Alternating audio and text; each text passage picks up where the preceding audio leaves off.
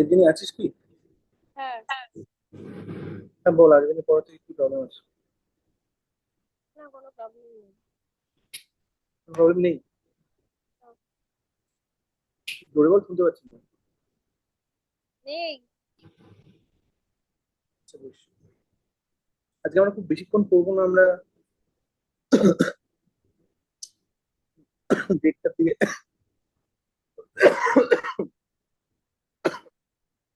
দেড়টার দিকে শেষ করবো। তো আজকে আমরা যেটা মানে তোদের এই সলিউশন চ্যাপ্টারের পর যেটা আছে সেটা হচ্ছে অ্যাসিড বেস। তো ওই চ্যাপ্টারটা অনেক বড় চ্যাপ্টার, আমরা ওটা আস্তে ধীরে সুস্থে করবো। তার আগে আমরা যেটা করবো সেটা হচ্ছে তারপরে একটা চ্যাপ্টার আছে অ্যাসিড বেসের পরে। সেটা হচ্ছে সেপারেশন অফ মিক্সচার, মিশ্রণের উপাদানের পৃথকীকরণ। সেইটা আমরা আগে একটুখানি করে নেবো, কারণ সেই চ্যাপ্টারটা ছোট চ্যাপ্টার, তাড়াতাড়ি শেষ হয়ে যাবে। তারপরে আমরা অ্যাসিড বেসের বড় চ্যাপ্টারটা ঢুকবো। তোদের পরীক্ষা যেন কোন সময় বলেছিলি সেই সামেটিকটা? এইটা নয় ওই আগস্টের ফার্স্ট দিকে আর নয় লাস্টের দিকে, আবার জুলাইয়ের লাস্টেও হতে পারে, ঠিক নেই। জুলাইয়ের লাস্টেও হতে পারে। হ্যাঁ, আবার আগস্টের ফার্স্ট উইকে হওয়ারই চান্স বেশি। আগস্টের ফার্স্ট উইকে, আচ্ছা বেশ ঠিক আছে।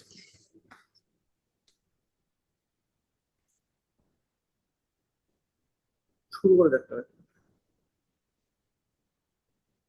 এই যে তোমার আপনার তো যেটা ওই নাম আগের দিনের ওই হোমওয়ার্ক আর ওই নোটের ওগুলো পাঠাওনি চেক করে? কি পাঠাইনি বলতো? ওই আমি যেগুলো হোমওয়ার্ক আর নোট পাঠিয়েছিলাম ওগুলো তো চেক করে পাঠাওনি? হ্যাঁ চেক করে পারিনি, জানি ওটা আমি আজকালের মধ্যে পাঠাচ্ছি। ওটা আমি আজকালের মধ্যে পাঠাচ্ছি।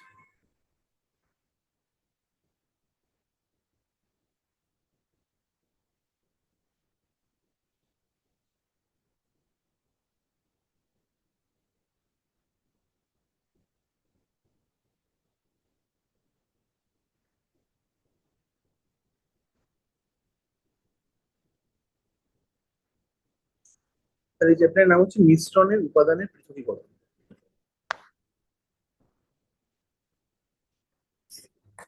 তাহলে আগের চ্যাপ্টারে আমরা যেটা পড়ছিলাম সেটা হচ্ছে সলিউশন কিভাবে তৈরি হয়, ঠিক আছে, বা সলিউশনের কি কি ধর্ম থাকে বা থাকে না। এই চ্যাপ্টারে আমরা যেটা পড়বো সেটা হচ্ছে যে মানে সলিউশনের ক্ষেত্রে দ্রবণ, আমরা এক্ষেত্রে যে কোনো ধরনের মিশ্রণ করবো। সেই মিশ্রণ থেকে মিশ্রণ তৈরি করে যে পদার্থগুলো, যে পদার্থগুলোর মিশ্রণ হয়, সেই পদার্থগুলোকে কি করে সেপারেট করা যায়, ঠিক আছে। সেই সেপারেটিং পদ্ধতিগুলো কিছু বেসিক দু তিনটে সেপারেটিং পদ্ধতি আমরা করবো।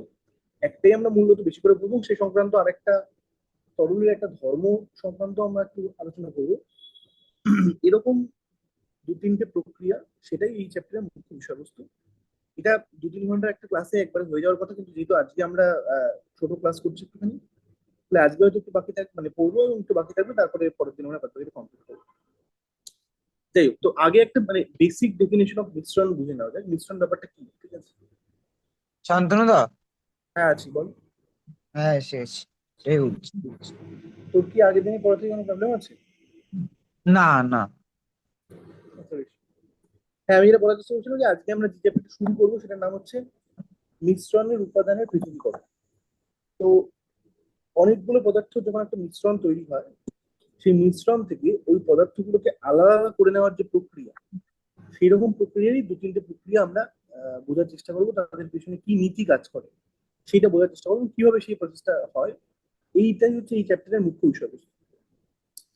তো তার আগে বুঝে নেওয়া দরকার যে মিশ্রণ ব্যাপারটা কি, ঠিক আছে। খুব খুব ছোট করে যদি বলি, যে দুই বা ততোধিক পদার্থের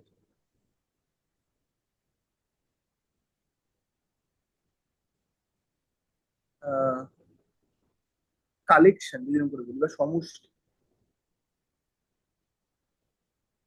কালেকশন বা সমষ্টি, যেখানে পদার্থগুলি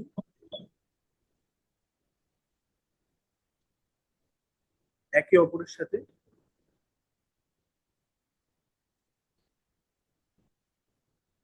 মিশে আছে, ঠিক আছে? এখানে এইটা হচ্ছে একটা মিশ্রণের বেসিক ডেফিনেশন, ঠিক আছে? এখানে যেটা বোঝা দরকার যে যেটা মিশ্রণ নয়, মানে কোনটা মিশ্রণ নয় বা কি হলে তাকে মিশ্রণ বলবো কি হলে মিশ্রণ বলবো না, ঠিক আছে?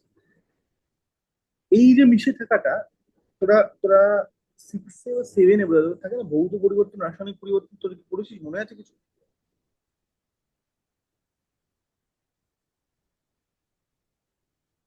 জিজ্ঞেস করছি, বল।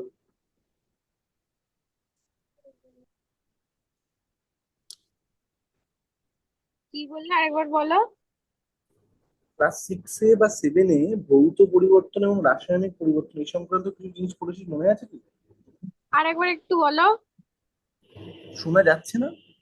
না, আমি শুনতে পাচ্ছি না। তার একটা মিনিট দাঁড়া।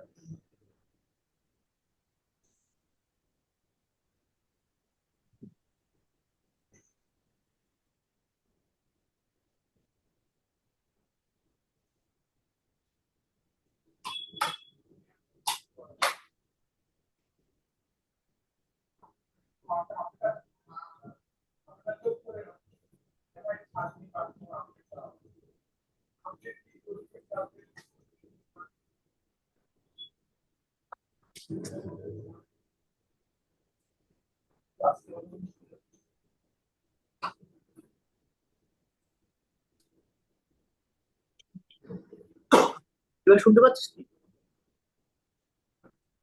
হ্যালো। হ্যাঁ, হ্যাঁ, হ্যাঁ। আমি বলছি ক্লাস সিক্স বা সেভেন, সেই তাতে পড়েছিস ভৌত পরিবর্তন এবং রাসায়নিক পরিবর্তন, সেটা কি মনে আছে কিছু? না। আচ্ছা, মানে মূল ব্যাপার যেটা সেটা হচ্ছে যে খুব, আবারও খুব ছোট করে যদি বলি, ভৌত পরিবর্তন মানে হচ্ছে যে এমন কোন একটা পরিবর্তন যে পরিবর্তনটাকে খুব সহজেই রিভার্স করা সম্ভব, তাকে আগের জায়গায় নিয়ে যাওয়া সম্ভব, ঠিক আছে? সেইটা ছিল ভৌত পরিবর্তনের ডেফিনেশন। আর রাসায়নিক পরিবর্তনের ডেফিনেশন ছিল এমন কিছু একটা পরিবর্তন যেটাকে খুব সহজে আগের অবস্থায় নিয়ে যাওয়া সম্ভব না, পরিবর্তনের আগের অবস্থায় নিয়ে যাওয়া সম্ভব না। যদি খুব খুব ক্রুডলি বলি তাহলে এটাই ভৌত পরিবর্তন এবং রাসায়নিক পরিবর্তনের বেসিক ডেফিনেশন। ভৌত পরিবর্তনের ক্ষেত্রে খুব সহজেই তাকে আগের জায়গায় নিয়ে যাওয়া সম্ভব, রাসায়নিক স্তরে তার কোনো পরিবর্তন সেই অর্থে হবে না, তাই জন্যই তাকে খুব সহজে আগের জায়গায় নিয়ে যাওয়া সম্ভব। আর রাসায়নিক পরিবর্তন বলতে কি খুব সহজে তাকে আগের জায়গায় নিয়ে যাওয়া সম্ভব না, রাসায়নিক স্তরে মানে কেমিক্যাল স্তরে তার একটা পরিবর্তন ঘটে যাবে, সেই ধরনের পরিবর্তনকে আমরা রাসায়নিক পরিবর্তন বলি, বলে থাকি। মিশ্রণের ক্ষেত্রে এই যে দু তিনটে পাঁচটা হোয়াট 10টা জিনিসকে মেশাচ্ছি, এইটা একটা ভৌত পরিবর্তন হতে হবে তাকে মিশ্রণ বলার ক্ষেত্রে, ঠিক আছে? তাহলে এরকম করে যদি বলি যে এই মেশাটি ভৌত পরিবর্তন হতে হবে।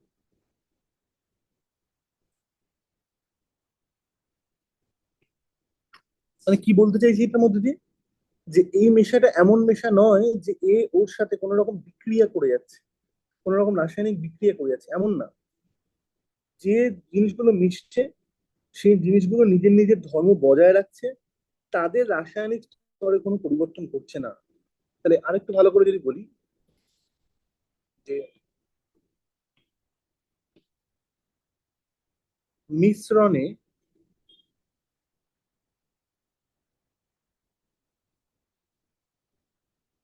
উপাদানগুলি বা মিশ্রণের উপাদানগুলি নিজেদের ধর্ম বজায় রাখে, ঠিক আছে? মিশ্রণের উপাদানগুলি নিজেদের ধর্ম বজায় রাখে, তার মানে আমি যে 10টা জিনিস মেশাচ্ছি মিশ্রণে তাদের ধর্মগুলো কিন্তু বজায় আছে, ঠিক আছে? তারা একে অপরের সাথে মিশে গিয়ে কি করেনি, এর পরের পয়েন্ট সেটাই, যে তারা নিজেদের মধ্যে রাসায়নিক বিক্রিয়া করবে না। এই পয়েন্টটা গুরুত্বপূর্ণ। যদি রাসায়নিক বিক্রিয়া করে যায় তখন তাকে আমি কিন্তু আর মিশ্রণ বলতে পারবো না, ঠিক আছে? তখন তাকে আমি আর মিশ্রণ বলতে পারবো না। বোঝা যাচ্ছে না, বোঝা যাচ্ছে না? হ্যাঁ, বুঝতে পারছি। এই রুদ্র কোনো আওয়াজ নেই কেন? রুদ্র কি আছিস? হ্যাঁ হ্যাঁ, মিউট করে রেখেছি।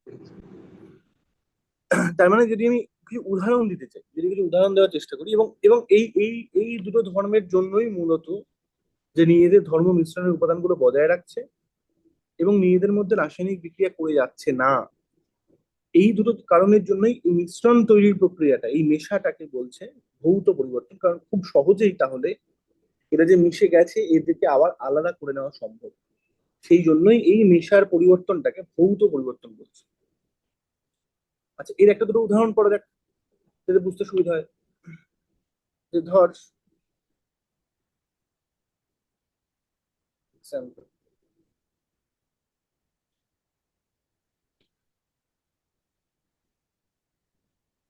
ধর বায়ু, এই যে আমরা বায়ু আমাদের চারপাশে বায়ুমণ্ডল রয়েছে একটা, এবং এই যে বাতাস রয়েছে, বায়ু রয়েছে, বায়ু একটি মিশ্রণ।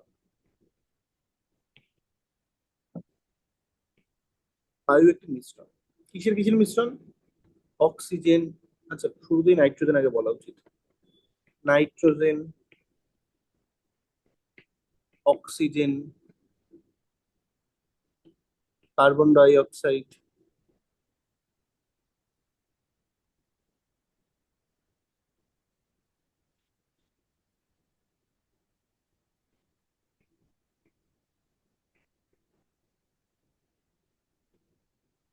ইত্যাদি গ্যাসগুলির মিশ্রণ।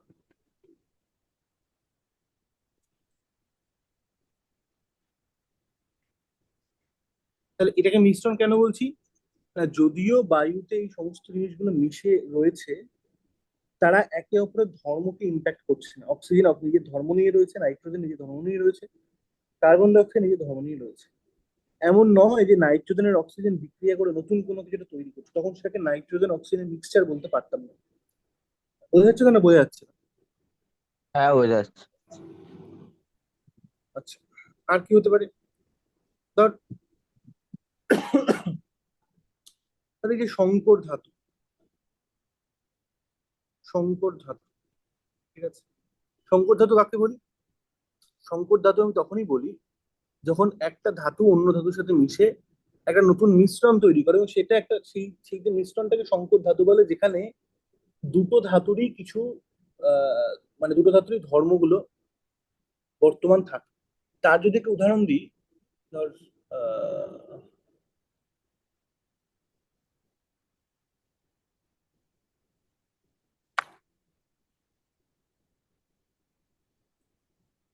উম, ধর ব্রোঞ্জ, ব্রোঞ্জের মেডেল আমরা দেখি খুব সহজেই, নানান ক্ষেত্রে ব্রোঞ্জের জিনিসপত্র দেখি। ব্রোঞ্জ হচ্ছে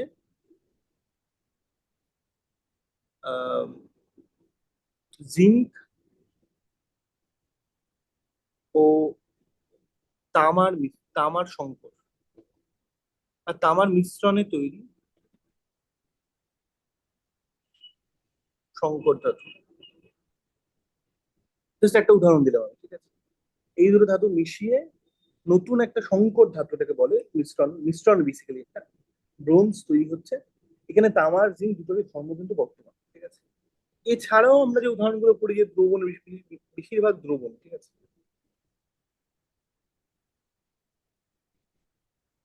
বেশিরভাগ দ্রবণ, যেমন জলে চিনির দ্রবণ বা জলে নুনের দ্রবণ, এগুলো সবই কিন্তু মিশ্রণের উদাহরণ। যতক্ষণ যারা মিশছে তারা নিজেদের মধ্যে রাসায়নিক বিক্রিয়া করে যাচ্ছে না, নিজেদের ধর্ম বজায় রেখে মিশছে, ততক্ষণ আমি সেটাকে মিশ্রণ বলবো। বোঝা গেছে? ক্লিয়ার? হ্যাঁ। হ্যাঁ। আচ্ছা, এবার প্রশ্ন হচ্ছে যে তাহলে এই যে মানে এই চ্যাপ্টারের মুখ্য বিষয়বস্তু যে মিশ্রণ থেকে আমি যারা যারা মিশে মিশ্রণটা তৈরি করেছি তাদেরকে সেপারেট কিভাবে করবো। তাহলে প্রথম প্রশ্ন হচ্ছে, সেপারেট করার দরকার কেন, সেপারেট কেন করতে হবে আমাকে এত ফার্স্ট? তাহলে সেই প্রয়োজনীয়তা একটুখানি বোঝার চেষ্টা করা। তাহলে পৃথক মিশ্রণের উপাদান পৃথক করার প্রয়োজনীয়তা।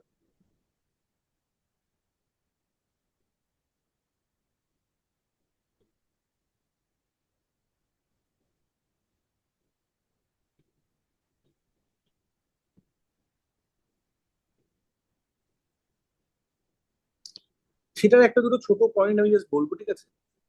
ধর ধর তোর কাছে কোনো আহ, কোনো একটা কেমিক্যাল আছে, সেই কেমিক্যালের সাথে তুই সেটাকে পিওর ফর্মে পেতে চাইছিস, ঠিক আছে? কিন্তু সেই কেমিক্যালের সাথে কিছু জিনিসপত্র মিশে আছে, এবং মিশে থাকার কারণেই সেটি বিশুদ্ধ অবস্থায় নেই, পিওর ফর্মে নেই। তাহলে তোকে যদি সেটাকে পিওর ফর্মে পেতে হয়, তাহলে ওই যে মিশ্রণটা আছে, যেখানে কি কি আছে, তুই যে কেমিক্যালটা পেতে চাইছিস সেই কেমিক্যালটা আছে, এবং আর কিছু অশুদ্ধি আছে, ঠিক আছে? সেই অশুদ্ধিগুলোকে তোকে সরাতে হবে, সেই অশুদ্ধিগুলো থেকে তোকে সেই কেমিক্যালটাকে সেপারেট করতে হবে, ঠিক আছে? তো সেটা সেক্ষেত্রেও এই ধরনের মিশ্রণের উপাদানের পৃথকীকরণ করতে হবে, কারণ ওটা একটা মিশ্রণ অবস্থায় রয়েছে, সেই মিশ্রণ থেকে তুই একটা জিনিসকে পিওর ফর্মে, বিশুদ্ধ ফর্মে পেতে চাইছিস। তাহলে সেক্ষেত্রেও তোকে মিশ্রণের উপাদানের পৃথকীকরণের এই প্রক্রিয়াগুলো, কি কি প্রক্রিয়া আছে সেগুলো জানতে হয়। তাহলে একটা উপায়, একটা কারণ হচ্ছে বিশুদ্ধিকরণ। বিশুদ্ধিকরণ বা পিওরিফিকেশন।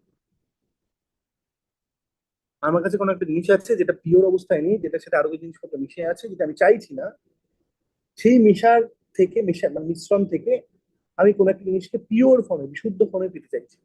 তো সেক্ষেত্রে আমাকে মিশ্রণের উপাদানের পৃথকীকরণ কি করে করে সেটা জানতে হবে, সেটা বুঝতে হবে। 2 নম্বর কি হতে পারে?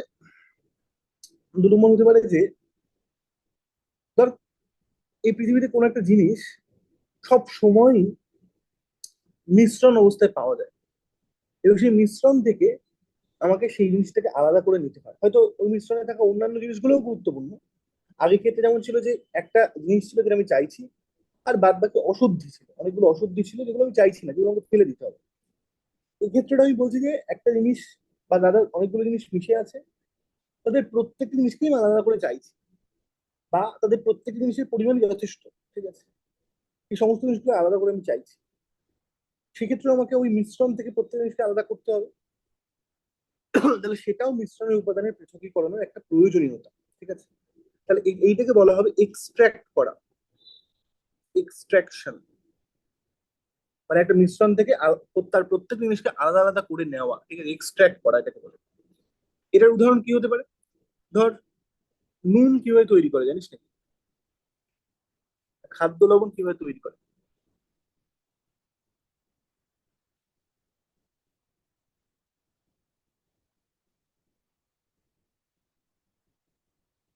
ওরে তোরা কি শুনছিস? কেউ আমি তো ধাক্কা দিলে কেউ কিছু বলেই না। হ্যাঁ হ্যাঁ শুনছি তো।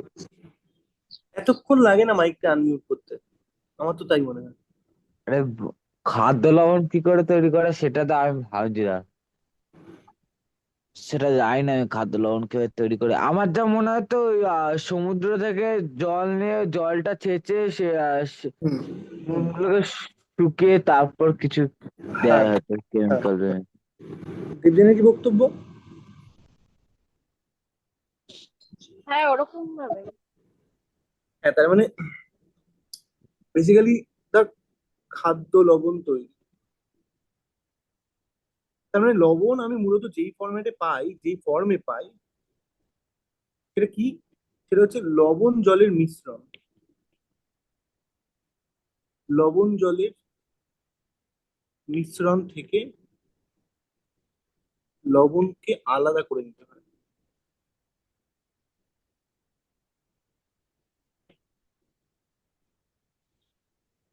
ঠিক আছে, লবণ জলের মিশ্রণ থেকে লবণকে আলাদা করে নিতে হয়। সেইভাবেই খাদ্য লবণ তৈরি করে। তাহলে আবারও দেখ, খাদ্য লবণ পেতে হলে আমাকে সবসময় লবণ জলের মিশ্রণ থেকে লবণকে আলাদা করতে হবে। তাহলে ওখানেও আমাকে মিশ্রণ থেকে কি করে মিশ্রণের বস্তুগুলোকে আলাদা করে সেটা জানতে হবে। আর কি হতে পারে? আর হতে পারে ধর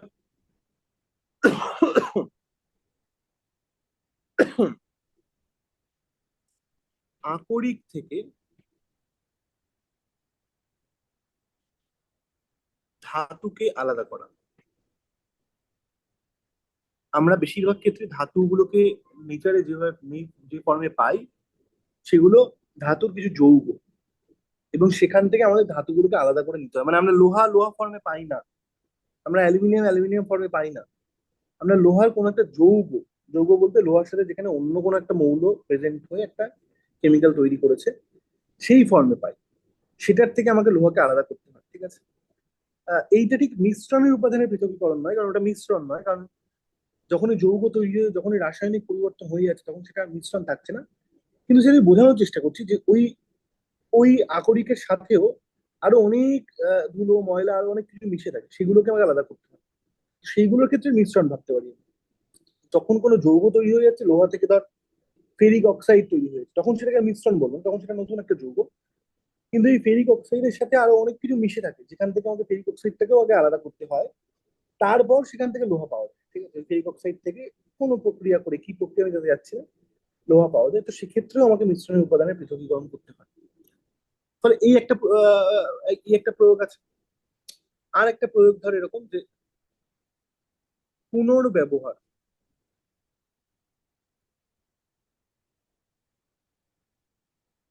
বা রিইউজ। রিইউজ বলতে কি বলতে চাইছি, যে ধর আমি কোনো দুটো তিনটে চারটে জিনিস ব্যবহার করি কোনো একটা কাজে, এবং ব্যবহারের পর তারা সবকটা সবাই মিশে যায় একে অপরের সাথে। এবার তাহলে যদি আমাকে সেই জিনিসগুলোকে আবার ওই কাজে ব্যবহার করতে হয়, তাহলে ওই তিনটে চারটে পাঁচটা জিনিসকে আমাকে আলাদা করতে হবে। আলাদা করে তারপর আবার ওই একটা কাজে ওই তিনটে চারটে পাঁচটা জিনিসকে ব্যবহার করতে হবে।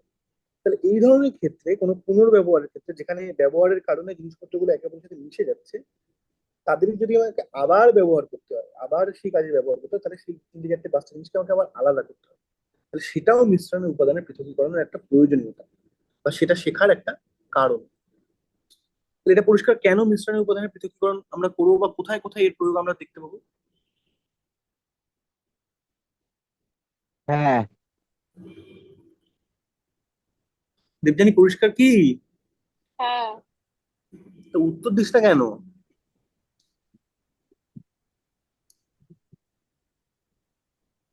আরে কথা বল। হ্যাঁ, পরিষ্কার। তো উত্তর কেন দিচ্ছিস না? এটা আমার উত্তর আছে।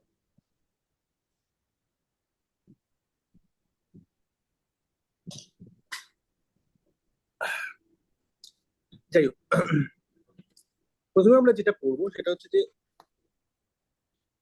লিকুইড লিকুইড বা তরল তরল মিশ্রণ থেকে, তরল তরল মিশ্রণ থেকে তরলগুলি পৃথকীকরণ।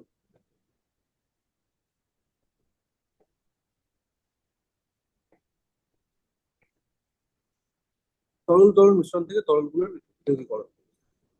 তাহলে কি বলতে চাইছি, যে দুটো তিনটে চারটে হোয়াট এভার নাম্বার অফ তরল মিশে আছে, এবং সেই মিশ্রণটা থেকে আমি তরলগুলোকে সেপারেট করতে চাইছি। ঠিক আছে, তাহলে প্রথম কেস পড়বো, যেখানে কেস ওয়ান। এটা কি কেস, যে যখন তরলগুলিকে একে অপরের সাথে মিশিয়ে দিলেও তারা নিজে থেকেই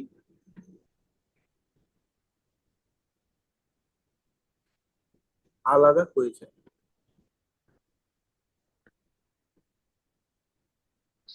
তখন তরলগুলোকে একে অপরের সাথে মিশিয়ে দিলেও তারা নিজে থেকেই আবার বিভিন্ন স্তরে আলাদা হয়ে যায়, এরকম করে বলা ভালো। তারা নিজে থেকেই বিভিন্ন স্তরে আলাদা হয়ে যায়।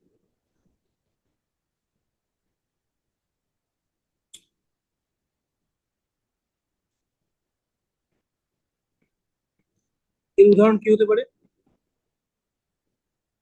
তার তেল আর জল, তেল আর জল। তাহলে ধর তুই একটা এরকম পাত্রে, ধর টেস্ট টিউব, এই টেস্ট টিউবে ধর তুই ধর জল নিয়েছিস, তার উপরে তেল নিয়েছিস। তেল উপরে থাকবে, জল নিচে থাকবে, দেখ সে কেন থাকবে তাতে পরে যাচ্ছি। এবার ধর তাহলে এটা হচ্ছে তেল, আর এটা হচ্ছে জল। তাহলে এবার নিয়ে যখন তুই ঝাঁকিয়ে দিবি এদেরকে,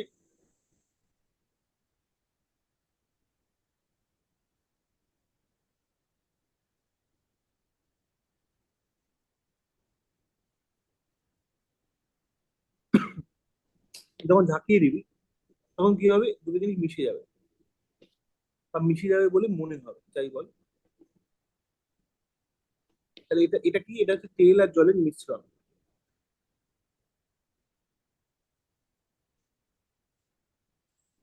তেল এবং জলের মিশ্রণ। তাহলে এইটাকে আবার কিছুক্ষণ বাদে যদি রেখে দিই তাহলে কি হবে, রেখে দিলেই তারা আবার একে অপরের সাথে, একে অপরের থেকে আলাদা হয়ে যাবে এবং দুটো স্তরে আলাদা হয়ে যাবে।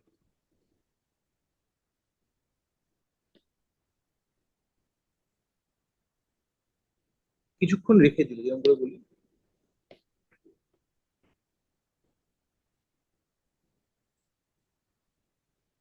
কিছুক্ষণ রেখে দিলে, তাহলে কিছুক্ষণ রেখে দিলে তারা আবার এরকম ভাবে পৃথক হয়ে যাবে। এই যে পৃথক হয়ে গেছে, এবার আমি তাকে আলাদা আলাদা করে কি করে তেলটাকে আলাদা করে পাবো আর জলটাকে আলাদা করে পাবো, এইটাই হচ্ছে আমরা প্রথম কেসে এটা পড়ছি, যে দুখানা তরল আছে, যারা একে অপরের সাথে পুরোপুরি মেশে যাওয়া, মিশিয়ে দিলে তারা আবার দুটো স্তরে পৃথক হয়ে যায়। এইরকম দুটো তরলকে আমি একে অপরের থেকে আলাদা করে কি করে পাবো, এই হচ্ছে প্রশ্ন। তাহলে এক্ষেত্রে যেটা দেখার,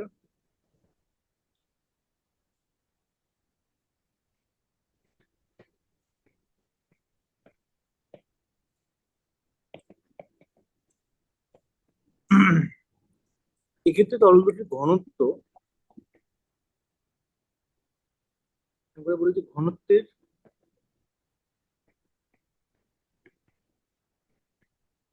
পার্থক্যের কারণে একটি তরল উপরে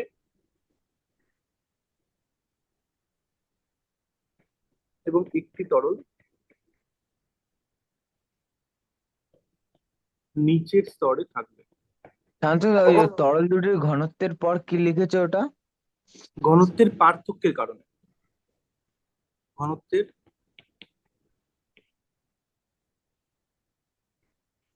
পার্থক্যের কারণে একটা হ্যাঁ তরল ঠিক উপরে আছে। একটা তরল নিচে থাকবে, ঠিক আছে। যেমন তেল আর জলের ক্ষেত্রে কি হয়, তেল যেহেতু তেলের ঘনত্ব কম, তেলের ঘনত্ব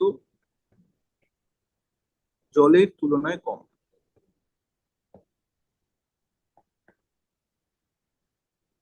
তার মানে তেল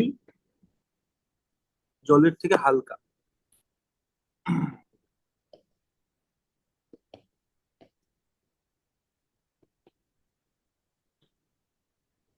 মানে আমি যদি সম আয়তন তেল নিই আর সম আয়তন জল নিই, তাহলে আমি 1 লিটার তেল নিলাম, 1 লিটার জল নিলাম, তাহলে তেলের ভর সবসময় জলের থেকে কম হবে। তার কারণ কি, তেলের ঘনত্ব জলের থেকে কম। তো আমি যখন বলছি তেল জলের থেকে হালকা, তখন তার মানে হচ্ছে আমি যদি সেম ভলিউমের জল নিই আর তেল নিই, তাহলে তেলের ভর সবসময় কম হবে। এই কারণেই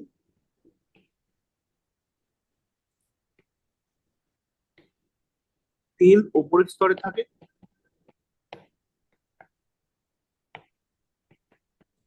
আর জল নিচের স্তরে থাকে।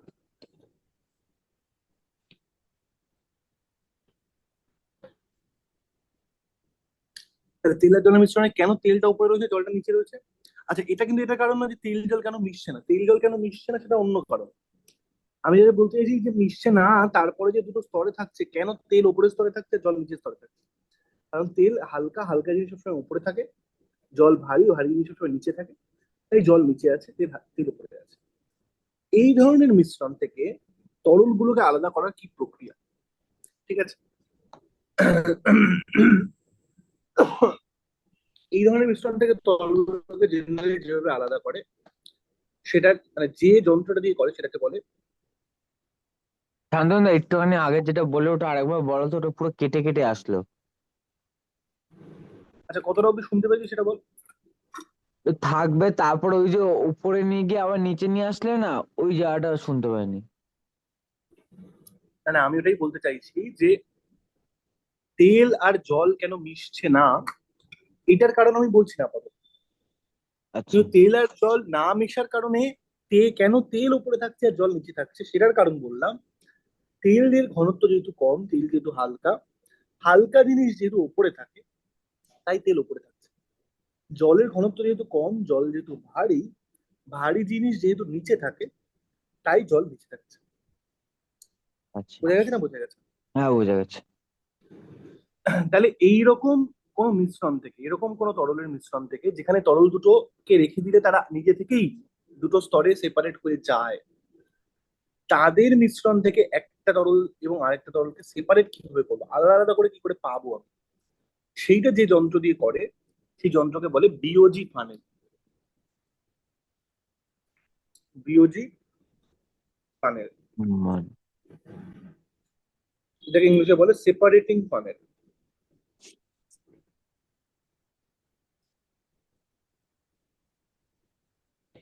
Separating funnel.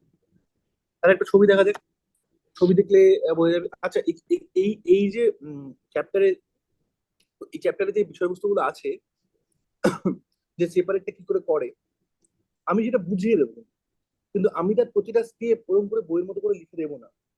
ফলে ওই স্টেপ গুলো বুঝতে হলে কিন্তু বইটা পড়তে হবে। খুব ছোট্ট চ্যাপ্টার, 3-4 পেজের চ্যাপ্টার, বইটা কিন্তু এই চ্যাপ্টারের জন্য পড়তে হবে, কারণ আমি ওই প্রতিটা স্টেপ ধরে ধরে ধরে ধরে লেখাবো না।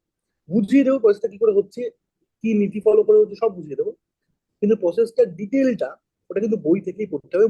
বইটা মানে এই চ্যাপ্টারটা ভীষণ ছোট, বই থেকে আরামসে পড়ে নেওয়া যায়, মানে 1-1.5 ঘন্টা সময় দিলেই ওই চ্যাপ্টারটা শেষ হয়ে যাবে পড়া, বই থেকে বলছি। যাই হোক, তো বিওজি ফানেলের ছবি দেখা যাবে,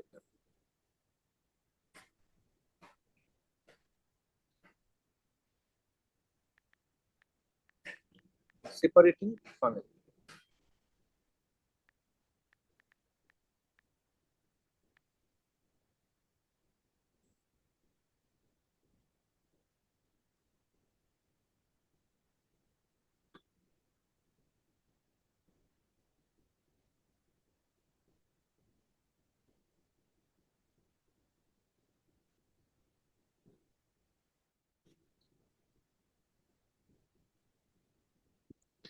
এটা একটা আসল সেপারেটিং ফানেলের ছবি, ঠিক আছে?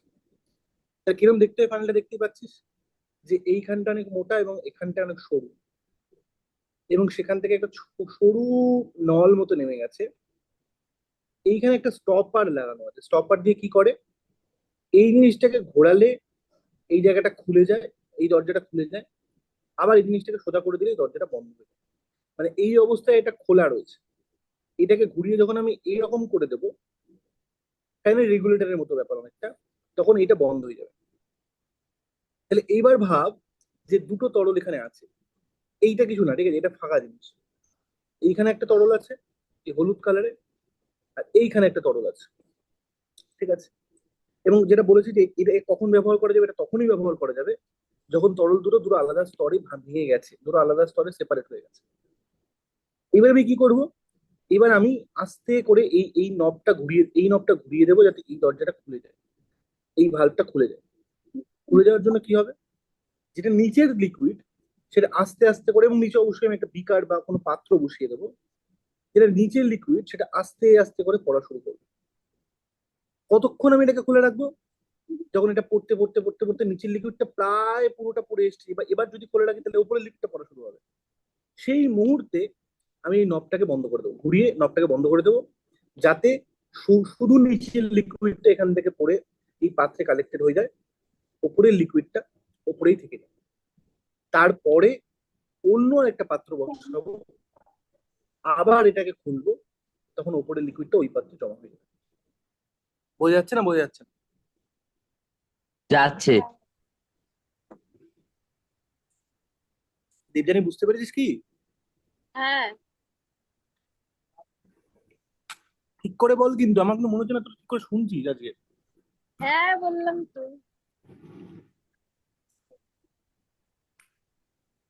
তাহলে সেপারেটিং ফানেল বা বিওজি ফানেল দিয়ে কি করে দুটো লিকুইডকে, আগে প্রশ্ন হচ্ছে কোন ধরনের লিকুইডকে আলাদা করা যায়?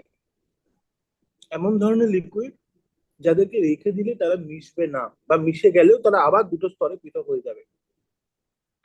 তাদেরকে কিভাবে আলাদা করে, না এইরকম একটা ফানেলে সেটাকে ঢালে, ওপর থেকে এখানে ঢালে, এটাকে ঢালার পর এই নবটাকে আগে অপেক্ষা করে দুটো লিকুইড দুটো আলাদা আলাদা স্তরে চলে যাবে, তারপর নিচে একটা পাত্র বসিয়ে এই নবটাকে খুলে দেয়।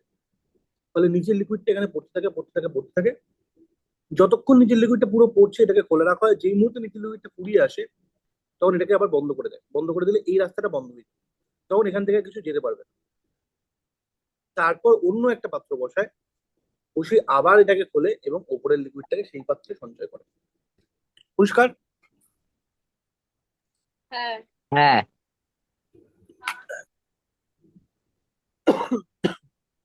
আচ্ছা, এটা তো বুঝতেই পারছি এটা খুব সিম্পল প্রক্রিয়া, এটার মধ্যে কিছু হাতি ঘোড়া নেই, সবকটা প্রক্রিয়া সিম্পল। তবে এটা সব থেকে সিম্পল প্রক্রিয়া তরলকে আলাদা করা।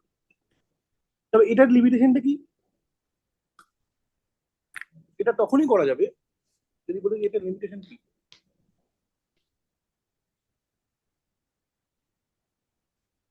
এই পুরো প্রক্রিয়াটা বইতে লেখা আছে, কিন্তু ভালো করে পড়বি, আমি জাস্ট বুঝিয়ে দিলাম কিভাবে করে। এই লিমিটেশনটা কি? এই লিমিটেশন হচ্ছে এই পদ্ধতি কেবলমাত্র সেই তরল মিশ্রণের ক্ষেত্রেই ব্যবহার করা যাবে যাদেরকে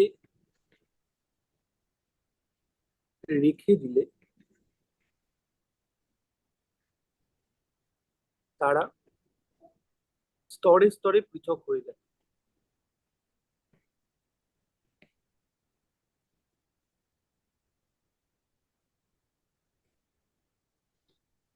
স্তরে স্তরে পৃথক হয়ে যায় এবং যাদের ঘনত্বের পার্থক্য যথেষ্ট। ঘনত্বের পার্থক্যে থাকার কারণেই একটা লিকুইড পুরোপুরি ওপরে এবং একটা লিকুইড পুরোপুরি নিচে থাকছে। তাহলে যে ধরনের লিকুইড গুলো আপনা থেকে আলাদা হয়ে যায় এরকম স্তরে, এবং যাদের ঘনত্বের পার্থক্য যথেষ্ট, যাতে একটা লিকুইড যথেষ্ট উপরে এবং একটা লিকুইড যথেষ্ট নিচে থেকে যাবে, এই ক্ষেত্রতেই আমি বিওজি ফানেল ব্যবহার করে তরলকে আলাদা করতে পারি। বোঝাই যাচ্ছে যে বেশিরভাগ লিকুইডের ক্ষেত্রে এটা প্রযোজ্য হবে না। তাহলে তাদেরকে আলাদা কি করে করবো?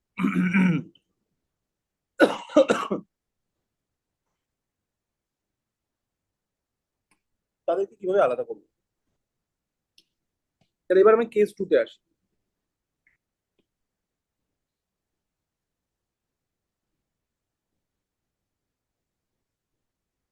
যখন দুই বা ততোধিক তরল একে অপরের সাথে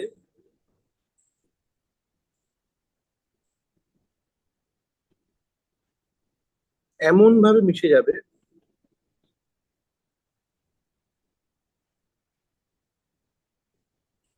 যাতে রেখে দিলেও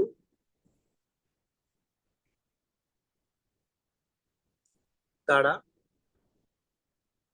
নিজে থেকে পৃথক হয়ে যায় না। নিজে থেকে পৃথক হয়ে যায় না। তাহলে এই ধরনের কেসের সংখ্যাই বেশি। তাহলে এখান থেকে তরলগুলোকে কিভাবে আলাদা করবো বল, কোনো বুদ্ধি দে। কারণ এর উদাহরণ হচ্ছে তার জল আর অ্যালকোহল। জল আর অ্যালকোহল যদি মিশিয়ে দিই আমি, তাহলে তারা একে অপরের সাথে এমন করে মিশে যাবে যে রেখে দিলেও জল আর অ্যালকোহলটা আলাদা হয়ে যাবে না, বা বিভিন্ন স্তরে পৃথক হয়ে যাবে না। তাহলে এই ক্ষেত্রে দুটো লিকুইডকে আমি কিভাবে আলাদা করবো, বা এখান থেকে একটা লিকুইড কি করে পাবো? কোনো বুদ্ধি দিয়ে দেখি।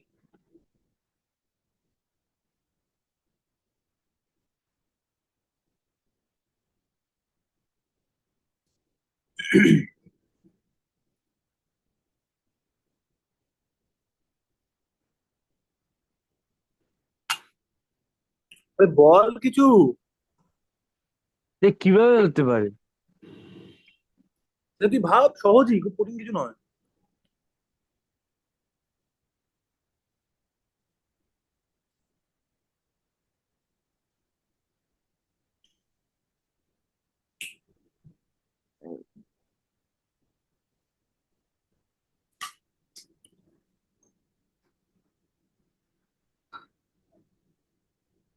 ওরে দেবযানী কিছু বল।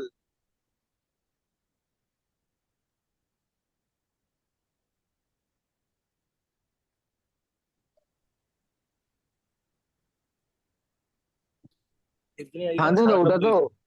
ওটা তো পুরো মিশে গেছে, তো মিশে গেলে ওটা তো আলাদাও হবে না। তেল যেরকম তেল যেরকম জলের সাথে মেশালে আলাদা হয়ে যায়, ওটা আলাদা না হলে আমি কি করে সরাবো? এইটা প্রশ্ন। আলাদা হয়ে গেলে তো বিওজি ফাইনাল দিয়ে করে নিতে পারতাম, সেটা তো প্রসেস বললাম, কিন্তু আলাদা না হলে কি করে সরাবো? এরকম তো কখনো করিনি। আচ্ছা, এই যে তুই যে একটু আগে বললি যে আহ সমুদ্রের জল থেকে লবণ তৈরি করা যেতে পারে, কি করে করা যেতে পারে? হ্যাঁ, কারণ সমুদ্রের জলটা নিয়ে এসে সেই জলটাকে রোদের মধ্যে শুকিয়ে শুকিয়ে লবণগুলো সেখান দিয়ে বেরিয়ে যায় এবং জলটা আলাদা হয়ে যায়, তাই। তাহলে এটা কি কি করছি আমি এক্ষেত্রে? মানে এক্ষেত্রে তো লবণ ও জলের সাথে মিশে আছে পুরো। তাহলে হ্যাঁ, এক্ষেত্রে লবণটাকে আমি আলাদা করছি কি করে? কি করছি? তাপ দিয়ে। মানে তাপ দিয়ে কি করছি একটু বল আমাকে।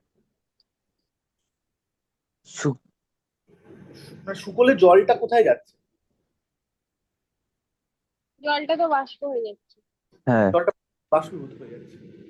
তাহলে এরকম যদি দুটো তরল মিশে থাকে, যাদের একটাকে আমি সহজে বাষ্প করে বার করে দিতে পারি, তাহলে কি আরেকটা থেকে যাবে না? হ্যাঁ, থেকে যাবে। বুঝতে পারছিস না বুঝতে পারছিস না? হ্যাঁ। হ্যাঁ, পাচ্ছি। তাহলে ওক্ষেত্রে লবণ ছিল আর জল ছিল, যেটা তোরা বুঝতে পারছিস। এক্ষেত্রে একটা কোনো তরল থাকবে আর জল থাকবে। সেক্ষেত্রে আমি একটাকে বাষ্পীভূত করে বার করে দেবো, তাহলে আরেকটা পড়ে থাকবে। বুঝতে পারছিস না বুঝতে পারছিস না? হুম। হ্যাঁ। তাহলে এই ধরনের তরলের উদাহরণ, যে ক্ষেত্রে এই ধরনের মিশ্রণের উপাদানের পৃথকীকরণ ক্ষেত্রে প্রয়োগ করতে হয়, তার সেরকম উদাহরণ কি আছে? যেটা বললাম যে, যেমন জল এবং অ্যালকোহলের মিশ্রণ।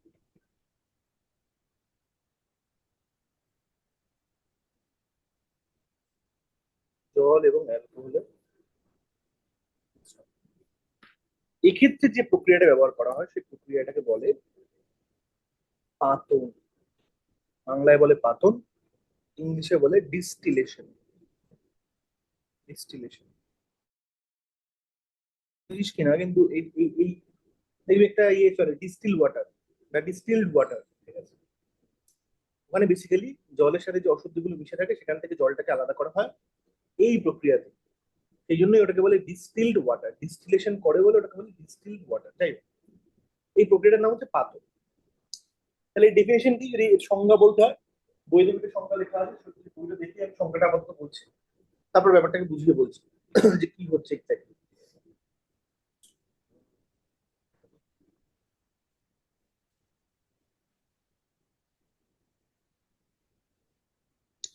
যে পদ্ধতিতে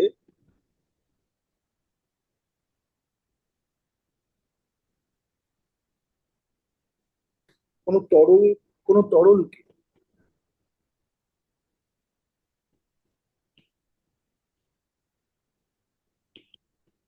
উত্তপ্ত করে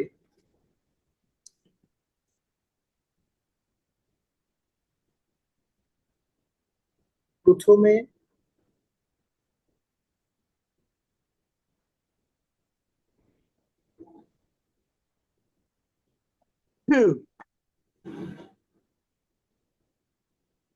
বাষ্পীভূত করা হয়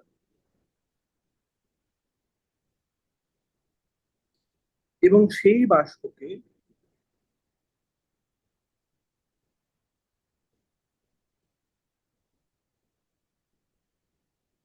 ঠান্ডা করে পুনরায় তরলে পরিণত করা হয়,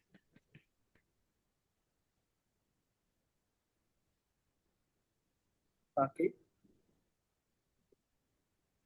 পাতন বলে। আচ্ছা, তাহলে এটা হচ্ছে পাতনের ডেফিনিশন। কি করছে তাহলে? তাহলে ধর আমার কাছে দুটো তরলের মিশ্রণ রয়েছে।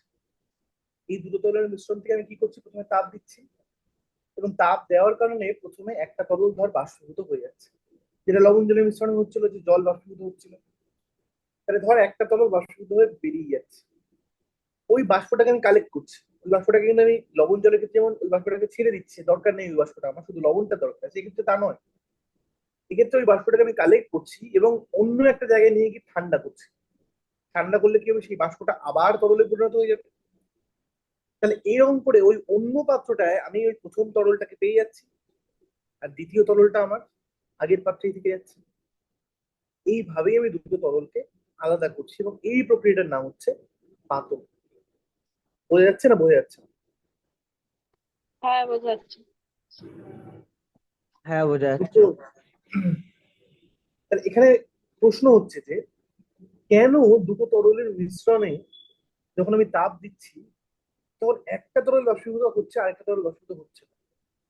যদি দুটো তরলই একসাথে বাষ্পীভূত হতো তাহলে তো ওই বাষ্পটার মধ্যেও দুটো তরল মিশে থাকতো, তাহলে তো আমি সেপারেট করতে পারতাম না। কিন্তু আমি বলছি যে ক্ষেত্রে একটা তরল বাষ্পীভূত হচ্ছে আরেকটা তরল হচ্ছে না, সেই জন্য ওই বাষ্পটার মধ্যে কেবলমাত্র একটা তরলই থাকছে। সেটাকে আলাদা করে নিয়ে ঠান্ডা করে আমি আবার লিকুইড করছি, বাষ্পটাকে আবার ঘনীভূত করে তরল করছি, কিন্তু বাষ্পীভূত করার সময় একটা তরলই বাষ্পীভূত হচ্ছে আরেকটা তরল হচ্ছে না। এটার কারণটা কি হতে পারে বা এটা কখন হবে সেটা কি বলতে পারিস?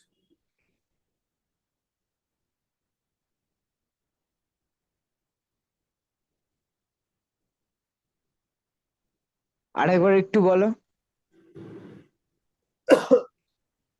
এই প্রক্রিয়াটা কি হচ্ছে যে আমি তাপ দিচ্ছি, তার দুটো তরল মিশে আছে, তরল এ তরল বি, আমি তাপ দিচ্ছি, একটা তরল বাষ্পীভূত হচ্ছে, কোনো একটা ধর হ্যাঁ, তরল এটা বাষ্পীভূত হচ্ছে, সেই বাষ্পটাকে আমি আলাদা করে নিচ্ছি, করে সেই বাষ্পটাকে ঠান্ডা করছি, ঠান্ডা করলে সেই বাষ্প থেকে আবার তরল এটা ফেরত পাচ্ছি।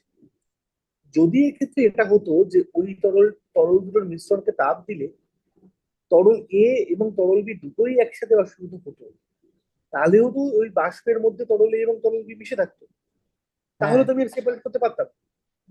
হ্যাঁ। তাহলে কখন তরল এ আর তরল বি মিশ্রণে তাপ দিলে একটা তরল বাষ্পীভূত হবে আরেকটা হবে না?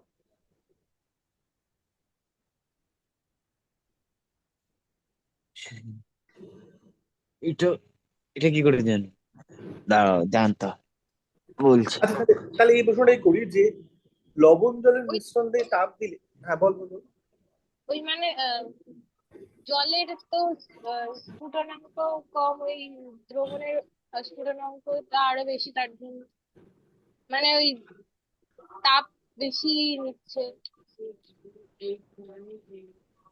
তাহলে মূল যেটা বলতে চাইছি সেটা হচ্ছে যে প্রতিটা তরলের একটা স্ফুটনাঙ্ক আছে, যেই স্ফুটনাঙ্কে পৌঁছলে তরলটা ফোটা শুরু হয়, তরলটা বাষ্পে পরিণত হওয়া শুরু হয়। সেই স্ফুটনাঙ্কটা যার যত কম সে তত আগে বাষ্পীভূত হবে। ধর অ্যালকোহলের স্ফুটনাঙ্ক প্রায় 50 ডিগ্রির কাছাকাছি, আর জলের স্ফুটনাঙ্ক 100 ডিগ্রি। তাহলে জল আর অ্যালকোহলের মিশ্রণকে যদি আমি তাপ দিই, যেই মুহূর্তে দ্রবণটা সরি মিশ্রণটা 50 ডিগ্রিতে পৌঁছবে সেই মুহূর্তে অ্যালকোহলের স্ফুটনাঙ্কটায় পৌঁছে যাব, কিন্তু জলের স্ফুটনাঙ্কের অনেক নিচে আমি আছি। তখন কি হবে, আগে কে ফোটা শুরু হবে? অ্যালকোহলটা ফোটা শুরু হবে, জল কিন্তু ফুটবে না, কারণ জলের স্ফুটনাঙ্ক 100, অ্যালকোহলের স্ফুটনাঙ্ক 50, আর আমি 50-এই দাঁড়িয়ে আছি। তাহলে তখন যে বাষ্পটা তৈরি হবে সেই বাষ্পটায় কোন বাষ্পটা থাকবে? মূলত অ্যালকোহলের বাষ্প থাকবে, জলের বাষ্প কিন্তু থাকবে না, বা থাকলেও খুব কম থাকবে। হয়ে যাচ্ছে? হ্যাঁ, তাহলে এই প্রক্রিয়াটা, এই পাতন প্রক্রিয়ায় তরলগুলোকে আলাদা করাটা কার ক্ষেত্রে, কোন তরলের ক্ষেত্রে করা যাবে? তাহলে এই প্রক্রিয়া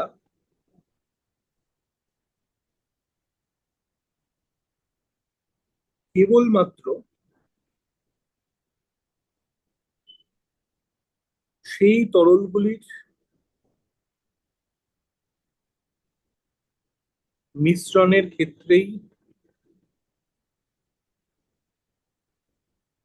প্রয়োগ করা সম্ভব,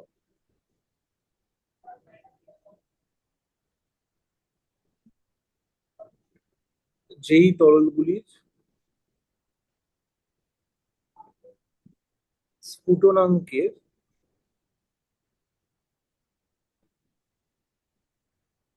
যথেষ্ট পার্থক্য আছে।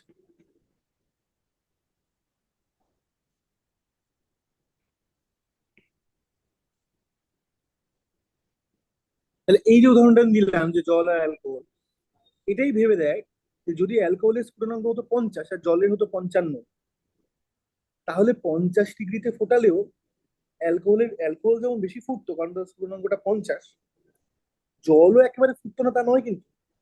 জলের স্ফুটনাঙ্ক যদি 100-র জায়গায় 55 হতো, যদি দুটো তরলের স্ফুটনাঙ্ক খুব কাছাকাছি হতো, তাহলে ওই মিশ্রণটাকে ফোটালে কিন্তু প্রথম তরলের সাথে দ্বিতীয় তরলটাও ফুটে বাষ্প হয়ে বেরিয়ে আসতো। তখন কিন্তু আর পাতন প্রয়োগ করে তরল দুটোকে আলাদা করা যেত না, কারণ সেই বাষ্পের মধ্যে দুটো তরলই আবার উপস্থিত থাকতো। তাহলে পাতন কোন ক্ষেত্রে প্রয়োগ করা সম্ভব? যখন তরলের মিশ্রণে যে তরলগুলো আছে তাদের স্ফুটনাঙ্কের মধ্যে যথেষ্ট ব্যবধান, যথেষ্ট গ্যাপ রয়েছে, যথেষ্ট পার্থক্য রয়েছে। বোঝা যাচ্ছে না বোঝা যাচ্ছে না? হ্যাঁ, বোঝা যাচ্ছে। তাহলে বিওজি ফানেল প্রয়োগ করে কখন তরলগুলোকে আলাদা করা গেল? যখন তরলগুলো বিভিন্ন স্তরে ভাগ হয়ে যাচ্ছে, আমি আগেরটার কথা বলছি, এবং তাদের ঘনত্বের মধ্যে যথেষ্ট পার্থক্য রয়েছে। আর পাতন প্রয়োগ করে কখন তরলগুলোকে আলাদা করে যাচ্ছে? যখন তারা এক অপরের সাথে পুরোপুরি মিশে যাচ্ছে কিন্তু তাদের স্ফুটনাঙ্কে যথেষ্ট পার্থক্য রয়েছে। স্ফুটনাঙ্কে যথেষ্ট পার্থক্য না থাকলে কিন্তু তরলগুলোকে আলাদা করা যাবে না পাতনের মাধ্যমে। ঠিক আছে? আচ্ছা, এই সুযোগে আমরা তরলের এই যে প্রক্রিয়াটা, তরলটাকে ফুটিয়ে বাষ্পে পরিণত করা, এই প্রক্রিয়াটাকে বলে স্ফুটন। এই স্ফুটনটা একটু ভাই বুঝে নেব খুব ছোট করে, ব্যাপারটা বুঝে নিই যে তরলের স্ফুটন কিভাবে হয়। স্ফুটন বা বয়েলিং, ইংলিশে এটাকে বলে বয়েলিং।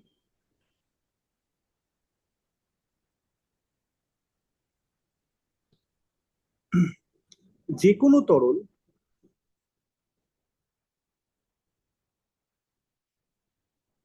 মোটামুটি যে কোনো উষ্ণতাতেই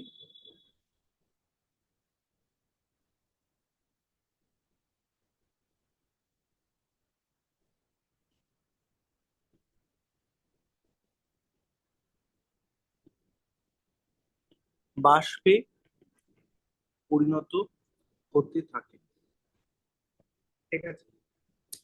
তাহলে প্রথম কথা হচ্ছে এই ধারণাটা ঠিক না যে কোনো তরলকে তার স্ফুটনাঙ্কে নিয়ে গেলেই কেবলমাত্র সে বাষ্পে পরিণত হবে, এটা সত্যি নয়। যে কোনো তরলকে যে কোনো উষ্ণতায় রেখে দিলেই সেই তরল আস্তে আস্তে বাষ্পে চলে যেতে থাকে। কারো ক্ষেত্রে এটা খুব স্লোলি হয়, কারো ক্ষেত্রে এটা অনেক ফাস্ট হয়। ঠিক আছে? কিসের উপর নির্ভর করে আমি সেটা আসছি। এই প্রক্রিয়াটাকে বলে,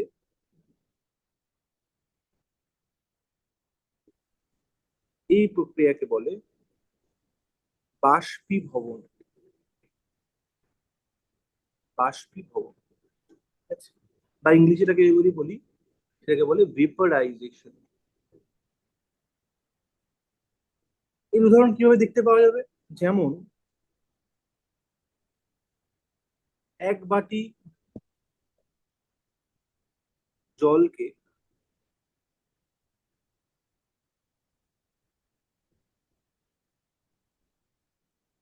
খোলা অবস্থায় ফেলে রাখলে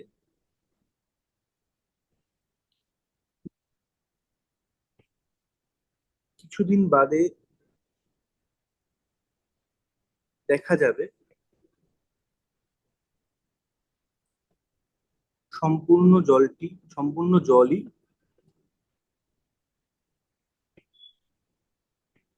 বাষ্পীভূত হয়ে গেছে।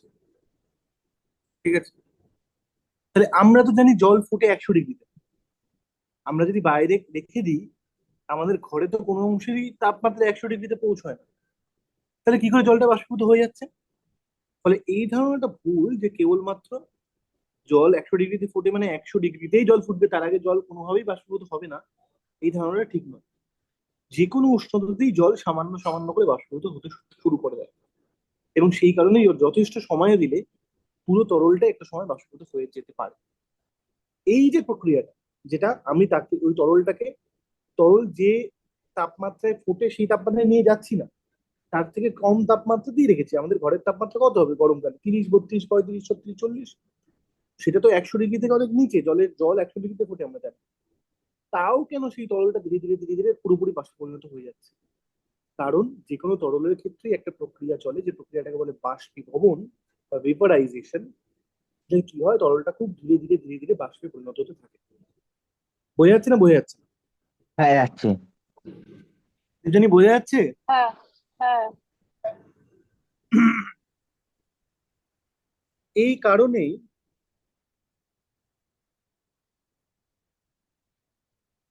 এই কারণেই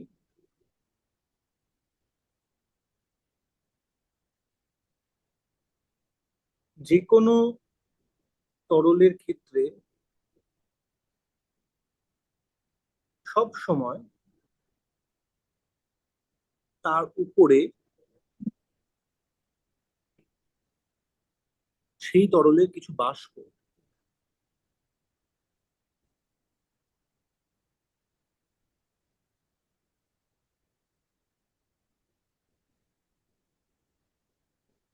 জমা হয়ে থাকে। তাহলে যেহেতু তরল যে কোনো তরল যে কোনো উষ্ণতাতেই অল্প অল্প অল্প অল্প করে বাষ্পে পরিণত হচ্ছে, সেই জন্য সব সময় তরলের উপরে, জল রাখলে জলের উপরে, অ্যালকোহল রাখলে অ্যালকোহলের উপরে সব সময় তার কিছু বাষ্প জমা থাকছে, কারণ তরলটা আস্তে আস্তে আস্তে আস্তে বাষ্পে পরিণত হচ্ছে।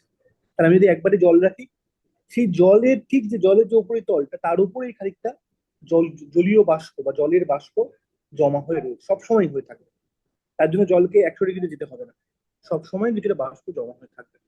এটা কেন হচ্ছে আবারও বলছি, এটা বাষ্পীভবনের জন্য হচ্ছে, যে কোনো তরলের বাষ্পীভবনের জন্য হচ্ছে, ঠিক আছে? এই বাষ্পের এই বাষ্প একটি গ্যাস, এর কিছু চাপ থাকে, বা তরলের উপর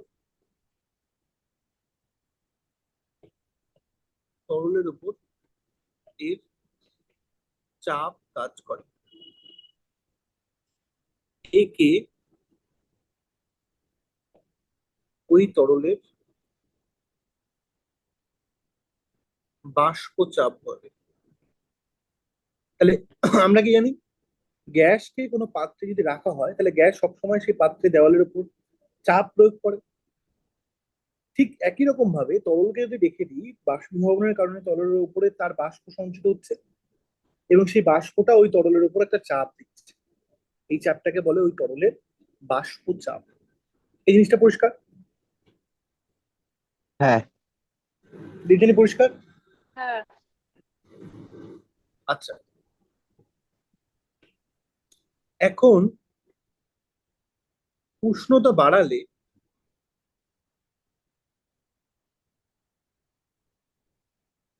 এই বাষ্পীভবনের হার বাড়তে থাকে, বাষ্পীভবনের হার বাড়তে থাকে, ফলে আরো বেশি করে তরল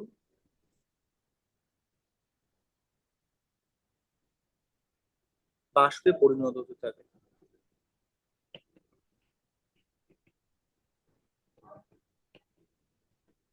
মানে কি বলতে চাইছি, ধর 30 ডিগ্রিতে জল যতটা বাষ্পীভূত হবে,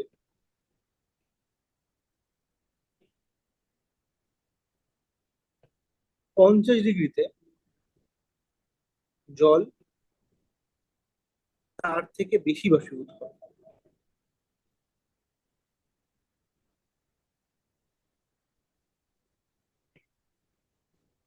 বোঝা যাচ্ছে? আমি কিন্তু সবসময় হ্যাঁ সবসময় জলের যে স্ফুটনাঙ্ক বা জল যে তাপমাত্রায় ফোটে তার থেকে নিচেই রয়েছে। জল 100 ডিগ্রিতে ফোটে, আমি 100 ডিগ্রি যাইনি, কিন্তু বাষ্পীভবন কখন হয়? বাষ্পীভবন সব সময় হয়, তরলের উপরে সব সময় সেই তরলের কিছুটা বাষ্প জমা হয়ে থাকবেই থাকবেই, এবং ধীরে ধীরে তরল আস্তে আস্তে বাষ্পে পরিণত হতে থাকবে। আমি সবসময় সেই টেম্পারেচার রেঞ্জেই আছি, কিন্তু আমি কিন্তু তরলের ফোটার জায়গায় যাচ্ছি না। তাহলে 30 ডিগ্রি এবং 50 ডিগ্রি দুটোই জল যে তাপমাত্রায় ফোটে 100 ডিগ্রি তার থেকে নিচে, কিন্তু তাপমাত্রা বাড়ালে এই বাষ্পীভবনের হারটা বাড়তে থাকে, মানে তরল আরো বেশি করে বাষ্পে পরিণত হতে থাকে, ফলে তরলের উপর আরো বেশি করে তার বাষ্প জমা হতে থাকে। আরো বেশি করে বাষ্প জমা হয় বলেই কি হয়, তরলের বাষ্প চাপটা বাড়তে থাকে। তাহলে উষ্ণতা বাড়ালে এই বাষ্পীভবনের হার বাড়তে থাকবে, ফলে আরো বেশি করে তরল বাষ্পে পরিণত হতে থাকবে। তার ফলে কি হবে,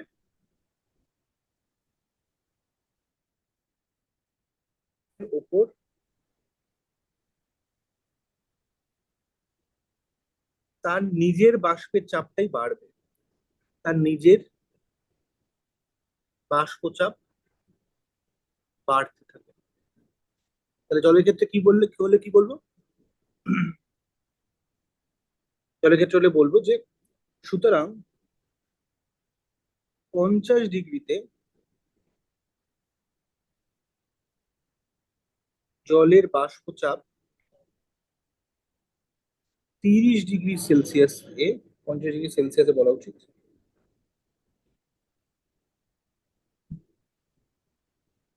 30 ডিগ্রি সেলসিয়াসে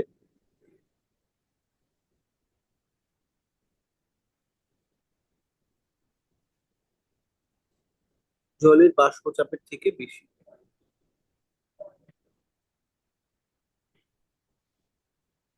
এটা পরিষ্কার যে কেন তাপমাত্রা বাড়ালে আরো বেশি করে বাষ্পীভবন হচ্ছে, আরো বেশি করে ওই লিকুইডের বাষ্প তৈরি হচ্ছে, ফলে আরো বেশি বাষ্প চাপ পড়ছে।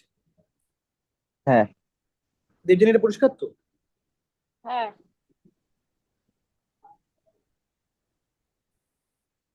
এইভাবে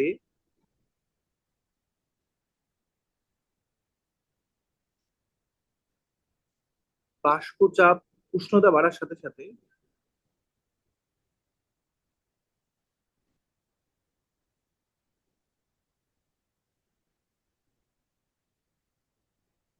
তরলের বাষ্পচাপ বাড়ে। আমি জলের উদাহরণ দিয়ে বোঝাচ্ছি, বাট এটা যে কোনো তরলের ক্ষেত্রে সত্যি কিন্তু।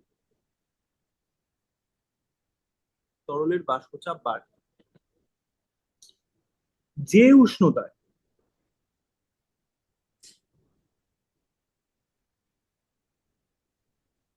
তরলের বাষ্পচাপ তার চারপাশের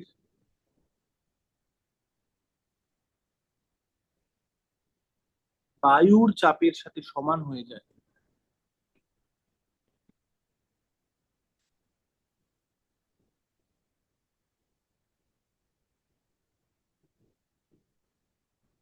সেই উষ্ণতাতেই তরল ফুটতে শুরু করে।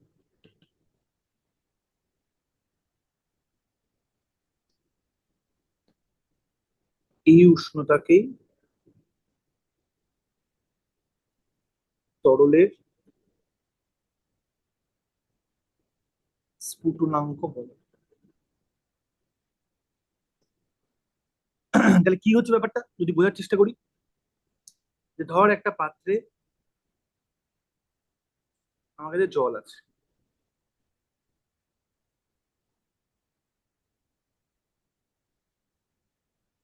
এবার এই জলের তাপমাত্রাটা আমি বাড়াচ্ছি আস্তে আস্তে, এবং জলের উপরে সবসময় জলের খানিকটা বাষ্প রয়েছে,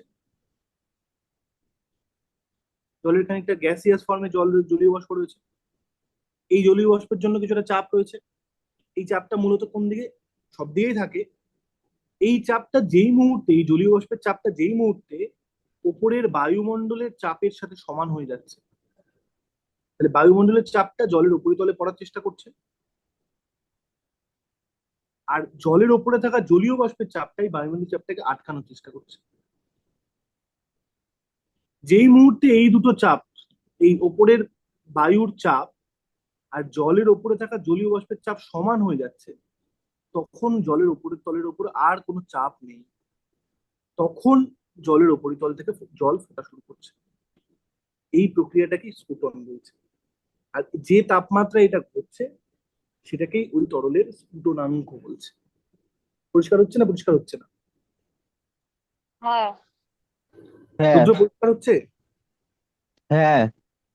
দেখ, এই জায়গা না বুঝতে পারলে বল কিন্তু, এই না না, জায়গাটা খুবই বুঝতে পেরেছি। ইম্পর্টেন্ট। তাহলে এরকম করে যদি দেখি, যে ধর আমার কাছে ধর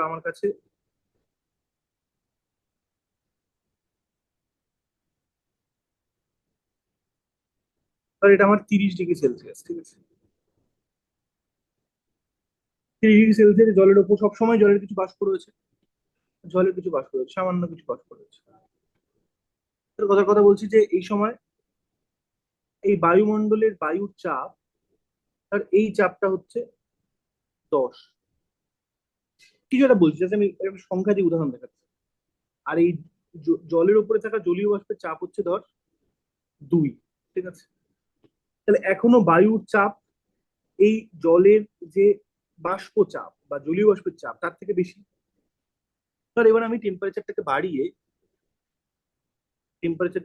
নিয়ে গেলাম 60 ডিগ্রি। টেম্পারেচারটাকে বাড়িয়ে নিয়ে গেলাম 60 ডিগ্রি।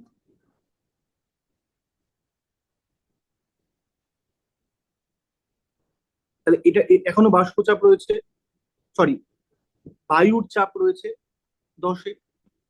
কিন্তু যেহেতু আমি তাপমাত্রাটাকে বাড়িয়ে 60 ডিগ্রিতে নিয়ে গেছি, ফলে আরো বেশি বাষ্প বা আরো বেশি জল বাষ্পীভূত হয়েছে, ফলে এখন চাপটা বেড়েছে। তরলের বাষ্প চাপটা বেড়েছে, বেড়ে ধর 2 থেকে হয়েছে 5।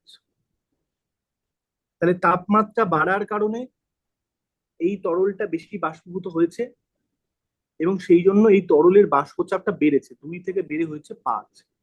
কিন্তু এখনো সেটা চারপাশের বায়ুর চাপের থেকে কম, তাহলে এখনো তরল ফুটবে না। তার এবার এটাকে বাড়িয়ে আমি নিয়ে গেলাম 90 ডিগ্রি।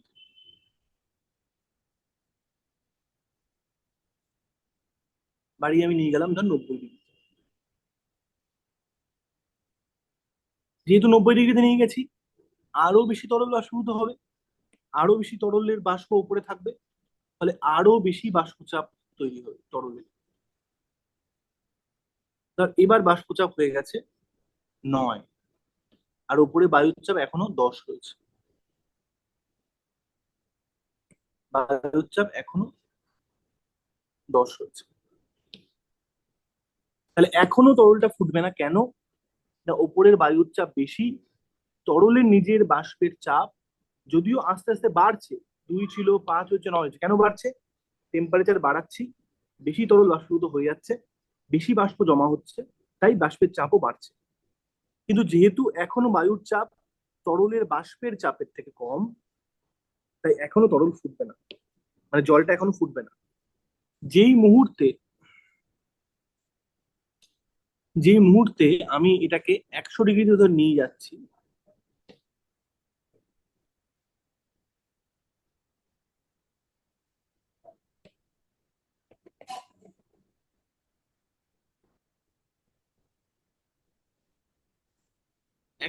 নিয়ে চলে যাচ্ছি,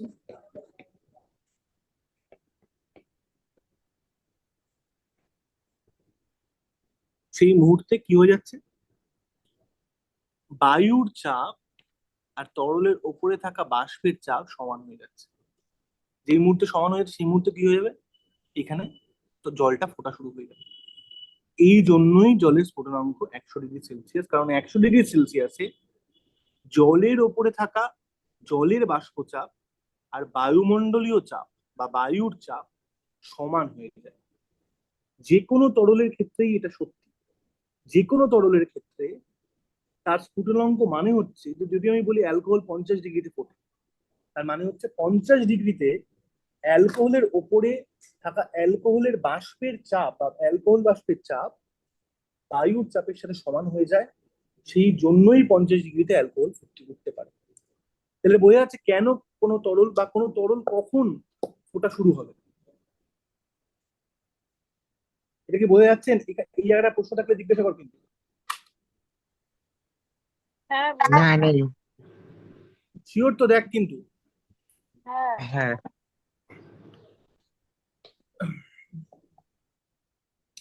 তাহলে এবার যদি আমি প্রশ্ন করি যে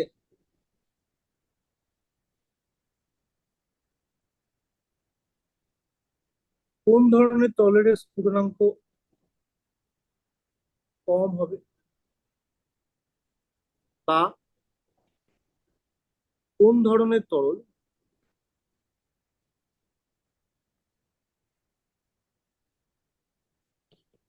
কম তাপমাত্রাতেই ফুটতে শুরু করবে।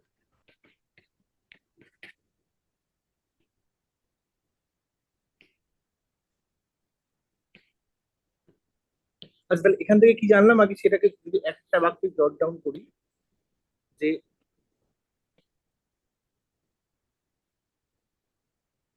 স্ফুটনাঙ্কে পৌঁছে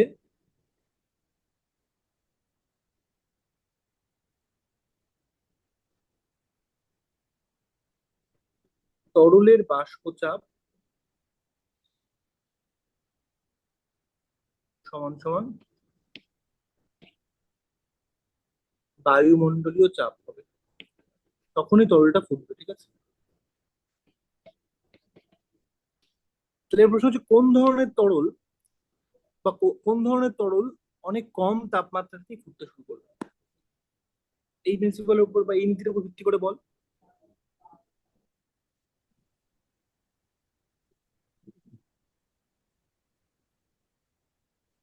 যে ধর অ্যালকোহল 50 ডিগ্রিতে ফোটে আর জল 100 ডিগ্রিতে ফোটে, কেন কেন অ্যালকোহল 50 ডিগ্রিতে ফোটে?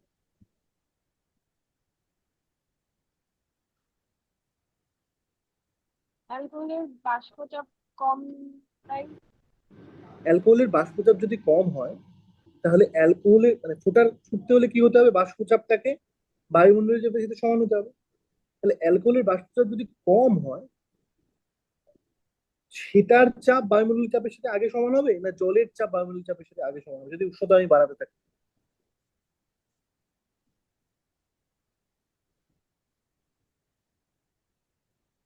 জলের সাথেই আগে সমান হবে। তাহলে তো জল আগে ফোটার কথা। অ্যালকোহলের সাথে সমান হবে। কি বলছিস? জানি না। বোঝার চেষ্টা কর, বোঝার চেষ্টা কর। যে আমি জানি যে অ্যালকোহল আগে ফোটে, জল পরে ফোটে। মানে আমি যদি তাপমাত্রা বাড়াতে থাকি, কম তাপমাত্রায় অ্যালকোহল ফোটে, বেশি তাপমাত্রায় জল ফোটে। এখান থেকে আমি কি বলতে পারি যে আমি এক বালতি অ্যালকোহল দেখেছি আর এক বালতি জল দেখেছি, কার বেশি বাষ্প উপরে জমা হয়ে রয়েছে? জলের। যদি যদি আচ্ছা, রুদ্র কিছু বলবে কি? না না। যদি সত্যি জলের বেশি বাষ্প জলের উপরে জমা হয়ে থাকতো, তাহলে ওই দুটো বালতিরই তাপমাত্রা বাড়াতে থাকলে দুজনেরই বাষ্পচাপ আরো বাড়তো, আরো বাড়তো, আরো বাড়তো। কার বাষ্পচাপ আগে বায়ুমণ্ডলীয় চাপের সাথে সমান হয়ে যেত? জলের। আরেকবার বলো, ওই লাইনটা শুনতে পেলাম না। ধর আমি ধর আমি এক বালতি জল নিয়েছি, এক বালতি অ্যালকোহল নিয়েছি। তুই বলছিস যে জলের বাষ্পচাপ অ্যালকোহলের থেকে বেশি, ওই ওই ওই অবস্থায়। ঠিক আছে, যদি সত্যি জলের বাষ্পচাপ অ্যালকোহলের থেকে বেশি হতো, তাহলে তাপমাত্রা বাড়াতে থাকলে দুজনেরই বাষ্পচাপ বাড়তো। কার বাষ্পচাপ আগে বায়ুমণ্ডলীয় চাপের সাথে সমান হয়ে যেত? জলের, কারণ জলের বাষ্পচাপ প্রথম থেকেই বেশি ছিল। তাহলে তো জল আগে ফোটা উচিত, অ্যালকোহল পরে ফোটা উচিত। তাই কি হয়? তাই তো হয় না। বুঝতে পারছিস না বুঝতে পারছিস না? হ্যাঁ হ্যাঁ, বুঝতে পারছি। মানে এরম করে ভাব যে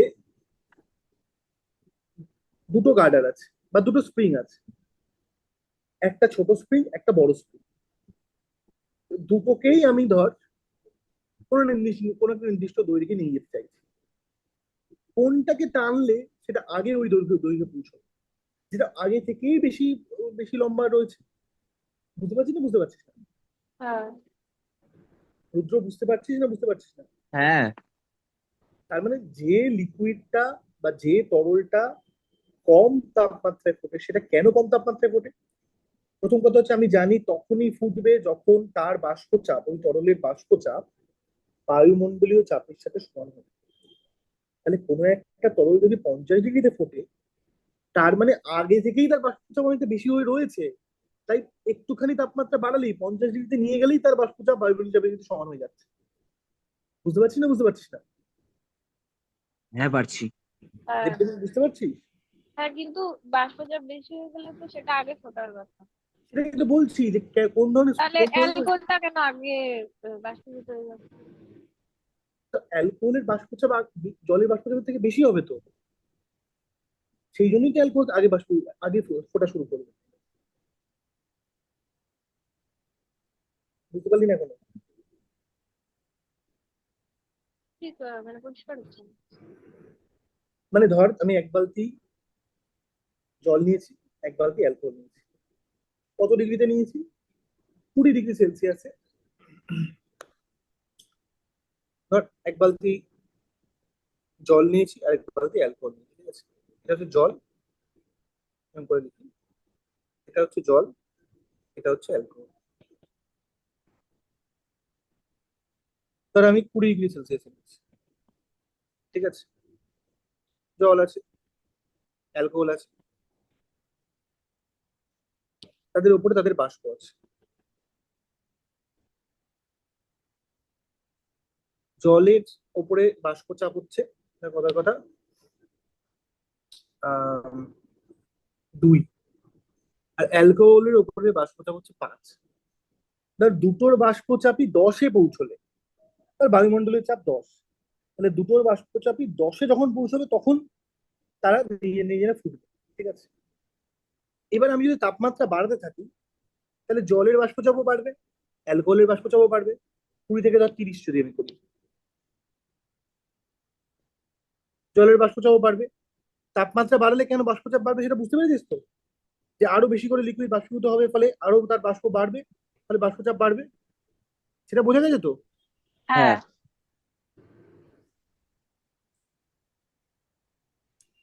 তাহলে জলের বাষ্পচাপও বাড়ছে, অ্যালকোহলের বাষ্পচাপও বাড়ছে। তো জলেরটা বেড়ে, কথার কথা, 4 হয়েছে, অ্যালকোহলেরটা বেড়ে ধর 9 হয়েছে বা 8 হয়েছে, ঠিক আছে। এবার আমি আস্তে আস্তে আরো বাড়াচ্ছি, তাহলে কার বাষ্পচাপ বেড়ে আগে 10-এ পৌঁছবে? যদি 10টা আমি ধরি বায়ুমণ্ডলের চাপ, কারটা, জলেরটা না অ্যালকোহলেরটা? অ্যালকোহলের। বোঝা যাচ্ছে না বোঝা যাচ্ছে না? তাহলে কে আগে ফোটা শুরু করবে, জল না অ্যালকোহল? অ্যালকোহল। রুদ্র, বুঝতে পেরেছিস? হ্যাঁ। তার মানে যে ধরনের তরল সহজে বাষ্পীভূত হয়ে যায়, যার বাষ্পচাপ আগে থেকেই অনেক বেশি, তার বাষ্পচাপ খুব তাড়াতাড়ি বা উষ্ণতা সামান্য বাড়ালেই বায়ুমণ্ডলীয় চাপের সাথে সমান হয়ে যাবে, এবং যে মুহূর্তে তার বাষ্পচাপ বায়ুমণ্ডলীয় চাপের সাথে সমান হয়ে যাচ্ছে সেই মুহূর্তে তরলটা ফোটা শুরু করবে। বোঝা যাচ্ছে না বোঝা যাচ্ছে না, ভালো করে দেখ কিন্তু।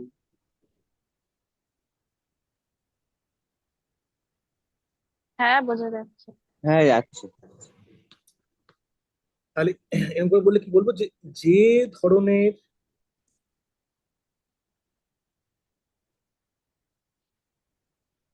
তরল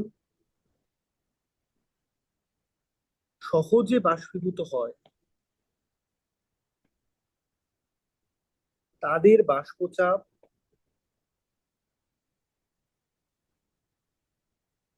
সাধারণ উষ্ণতাতেই যথেষ্ট বেশি। তাই সেই তরলকে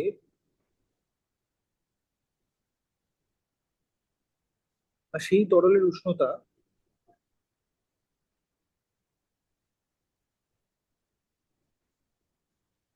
সামান্য বাড়ালেই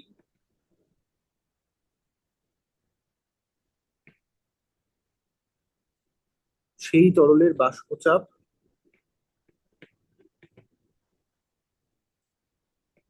বেড়ে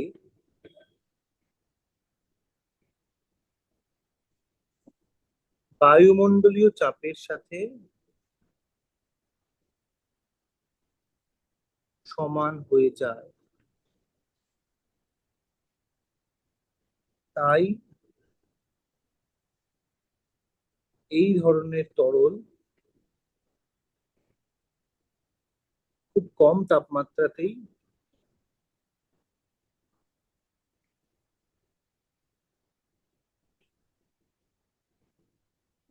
ফুটতে শুরু করবে। তাই এই ধরনের তরলের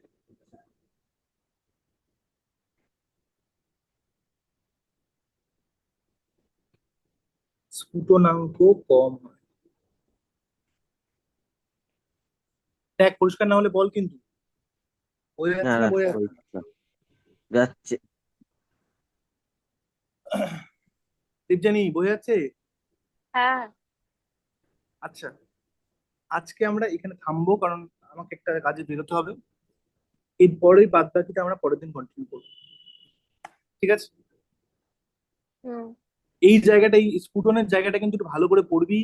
এই জিনিসটাকে আমরা পরের দিনে আরো কয়েকটা অ্যাঙ্গেল থেকে দেখার চেষ্টা করব।